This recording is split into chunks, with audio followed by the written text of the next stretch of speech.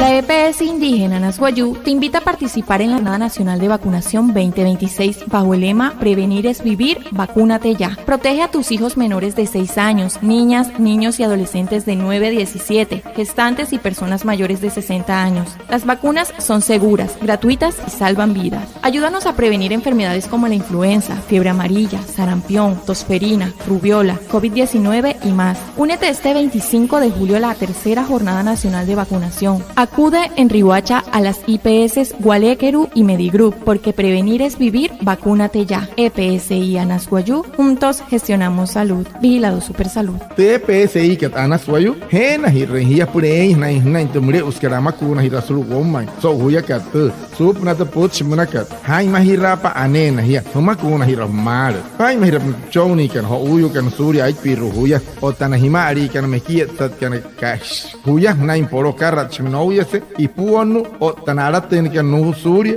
hay piroshki huya tumakuna kat anas María para sat kato uruguayo hutuma akari hesichet pur wat tasari wanuri suri su tunun makat katera influenza naka fiebre amarilla sarampion ecoch rubiola COVID-19 o tamsia rut ka pasó 25 katun kari julio pulta chiru hat kamakuna ramre usta rut ka pas chima man suruti IPS kat wareker Medigroup kahamoy Guayacana, ay mahirashi es pura ana, porque casten en guau. Macun hirpohoro, pero que mente EPSI ka anas guayu. Yacana to guayacana, achaha hirashi wakuat pura ana. Anah na uchiwaya, natumna anah hirikan sawana.